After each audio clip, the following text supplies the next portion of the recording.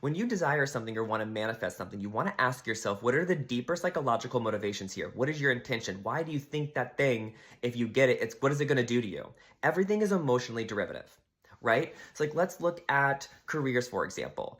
If I have this money, if I have this job title, if I work at these companies and have go to this kind of school, I'll have all this kind of value, which will make me what? Valuable, which is okay, so I'm looking for some kind of self-worth.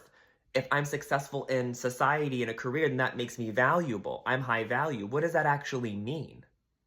Because a lot of those people who have all this money, who have this title, who have everything in the external world, that doesn't equate to happiness. Most often, they're not happy. A lot of rich people are angry.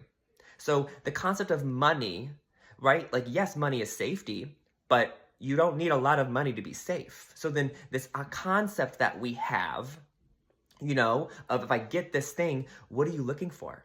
Because if you're going about something to say, hey, I don't have self-worth now, so then, and it must not be here now because I need to go create it in society. So then when you get there, you want to be mindful because you'll have resentment.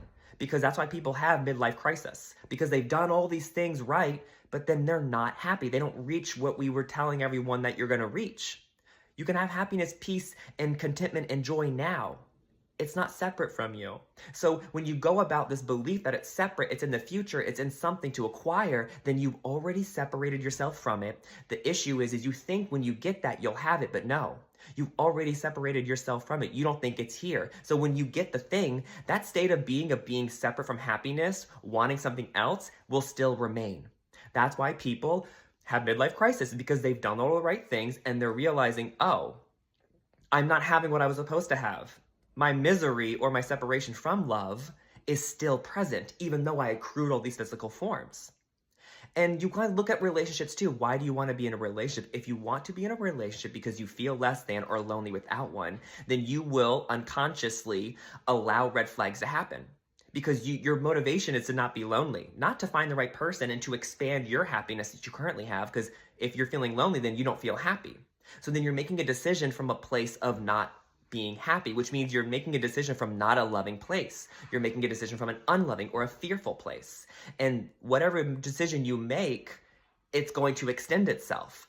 So yeah, you're lonely and you want a relationship, you're going to attract someone who feels the same way. So you're not going to have a happy, fulfilled dynamic. And so this is why it's really important to understand, why do I spend time with yourself? Why do I want this thing? And what about me is telling myself that it's separate? What state of being or feeling am I looking for that I can totally find right now and work with myself to find it? Or do I want to stay committed to this ideation that all these external forms are the most fulfilling?